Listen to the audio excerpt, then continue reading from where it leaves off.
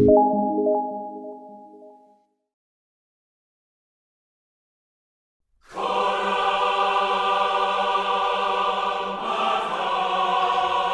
up amidst the release of the original trilogy, Star Wars was forever a significant part of my life.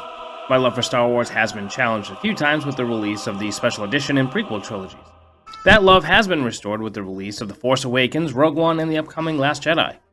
Good or bad, the Star Wars franchise has seen huge success in theaters, but struggled on the small screen on both TV and in video games.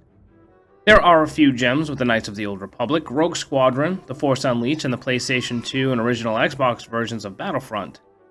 Electronic Arts acquired the rights to Star Wars video games in 2013 and rebooted the Star Wars Battlefront series in 2015, to the disappointment of gamers and Star Wars fans alike. The game looked great, felt great, and sounded awesome, but the Force was not with this one. The focus on online-only gameplay and the absence of a single-player campaign had Battlefront seriously lacking content even with a $50 season pass. EA had promised that it would fix everything wrong with Battlefront with the release of Star Wars Battlefront 2. EA added a single-player campaign, they put in a battle point system to replace the hero token system, and they added classes to your troopers to define a role for your individual playstyle. Everything seemed to be looking up for Battlefront 2, and there was a new hope that it would be a vast improvement over the first game. So how is it that EA totally shat down their collective legs with this one? How is it possible that attempting to make improvements to a disappointing game, they happen to make it worse? Republic credits? Republic credits are no good out here. I need something more real. I don't have anything else, but credits will do fine. No, they won't. Credits will do fine. No, they won't. What, you think you're some kind of Jedi waving your hand around like that? I'm a Targaryen. My tricks don't work on me. Only money. No parts, no deal. And no one else has a T-14 hyperdrive, I promise you that. Ooh, how the greedy Empire strikes back. And before I get into everything wrong with this game, and believe me, there's quite a bit, I would like to point out some of the good. Star Wars Battlefront 2 takes place in all three eras of Star Wars, the prequel trilogy, the original trilogy, and the new trilogy, and will receive a Last Jedi update around the time that The Last Jedi is released in theaters. Being able to play as Kylo Ren, Boba Fett, or Darth Maul is pretty awesome. The battle point system was a step in the right direction, but the follow-through was very poor, and we'll get into that in a minute. The visuals of the game are very stunning. The level design, character models, and vehicles interact perfectly. They squeeze in a couple things to tie everything together, such as the Rogue One U-Wing in the campaign that takes place during and after Return of the Jedi. There's also a mission on the city of Theed on Naboo that shows you that it's still there. There are some consistency issues with background screens. The film grain used in dark-lit areas of the load screens and cutscenes are so bad it is really distracting. But otherwise, the game looks really good, especially on PS4 Pro and Xbox One.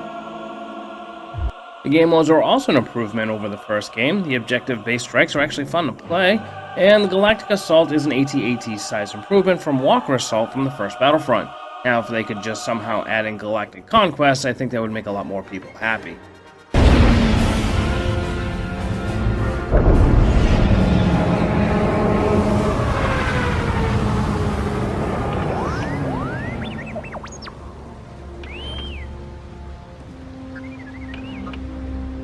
If the Empire's here, and what I sensed was true, there must be something special about this place. You stay here, R2. The scanners probably spotted us. There is one thing I would give Battlefront a perfect 10, and that is the sound. Everything from the voice acting, the droids in the background, the lightsabers, the blaster sounds, to the music. Battlefront 2 is top-notch in every sound category. It should be noted that the original actors did not reprise their roles for the game, and the actors who played them did a really fantastic job emulating those characters. Even Mark Hamill's list is pretty accurate. The music composed by John Williams, it can't be beat. Episode 1 was really bad, but the soundtrack was really good. John Williams is the man! So the game looks good, sounds amazing, but what about the gameplay? I don't know. I have a bad feeling about this. Now let's start with the story that EA promised. EA added the one thing that was missing from the first installment that almost everybody wanted, a single-player campaign. Unfortunately, the campaign was very lazily done. The campaign promised a story from the perspective of the Empire from the end of Return of the Jedi to the events of The Force Awakens. The campaign starts off strong with Iden Versio and the Infernal Squad as they fulfill the last wishes of the late Emperor Palpatine. The story is considered canon and does connect with other books, comic books, and the movies themselves. After the third mission, though, the story starts going off the rails and quickly becomes the greatest hits album of galactic heroes. The missions with the heroes are disjointed and uninspiring. The heroes themselves should have been left out in favor of making the most of their new hero. Kylo Ren's mission at the end was just a lazy way to end the campaign that should continue with add-on DLC. Han Solo's walking simulator is also haphazardly done, and I hope they add a razor for the DLC to shave off the ridiculous beard that EA decided, for no good reason, to add to the smuggler's face. The campaign works best when it focuses on Versio, even with the predictable twists in the middle of the game. The collectibles in the game also cheapen the experience. There's nothing cool to collect here. If you happen to find anything, congratulations, you found a collectible. No artifact, no cosmetics, hell, not even currency that this game seems to be built around. Nope, you found a collectible. The story was a good idea, but Motive missed the mark by not spending time and attention to what makes a good story. After all, EA stated that linear single-player games aren't popular anymore, and that would explain why they don't know how to make one. The Emperor's plan must not fail. With that being said, the multiplayer is another beast. It is no secret that EA is fond of microtransactions and they make a living off them in Madden, NHL, and FIFA. When you build a game around microtransactions with a property as beloved as Star Wars, you're looking for trouble. And that's exactly what EA got after the beta and during EA Early Access for Battlefront 2.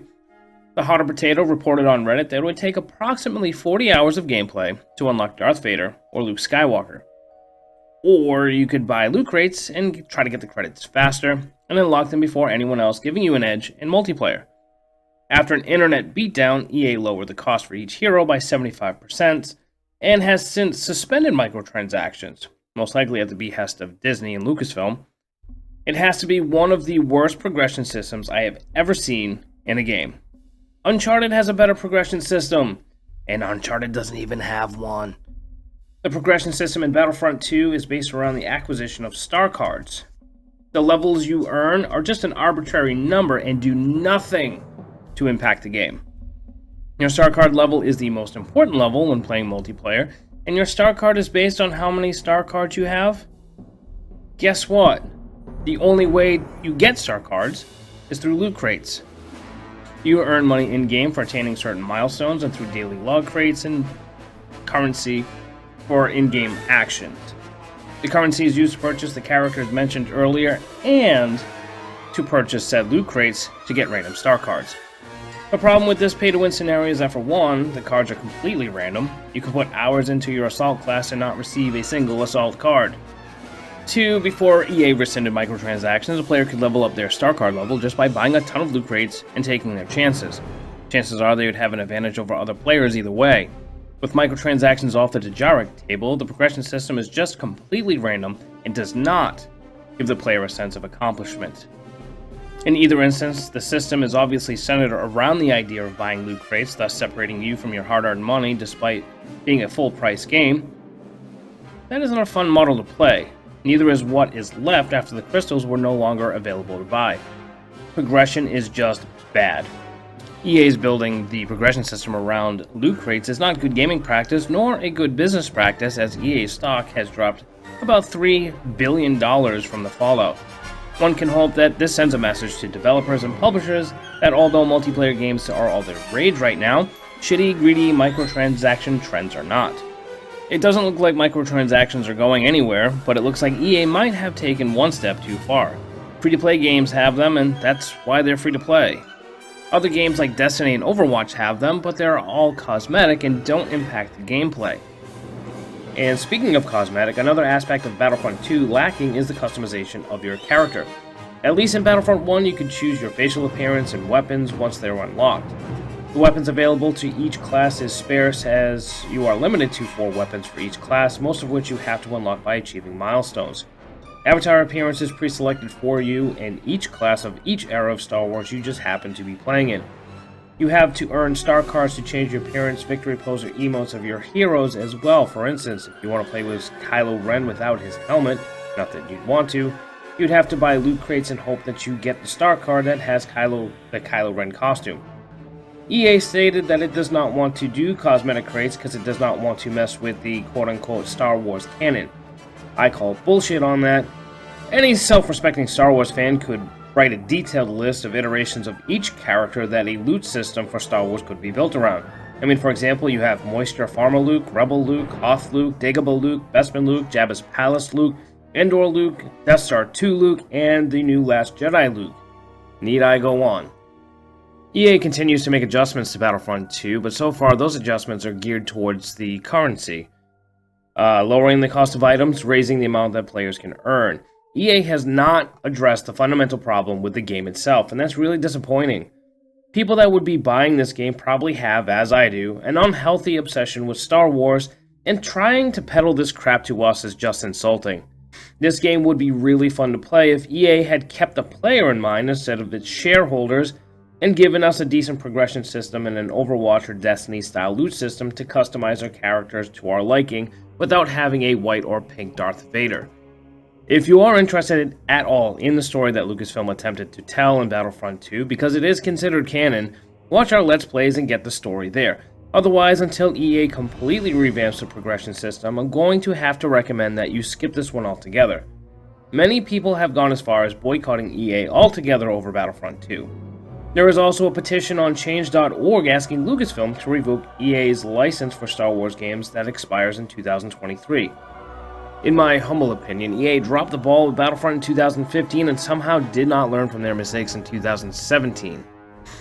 With their shares dropping $3 billion, I'm pretty sure they might have learned their lesson this time. We here at GameNation are obviously not happy with Battlefront 2. See if it makes our list of worst games of 2017. Until then, thanks for watching. You know the drill, please hit the like and subscribe button, and let us know what you think about the Battlefront 2 fiasco. Are you buying it? Are you playing it? Are you going to stay away from it? Are you going to stay away from EA altogether? Comments, please. I'm Jay. Keep an eye out for more news, reviews, and playthroughs right here at GameNation. I'm over, finished, done, gone. I'm out.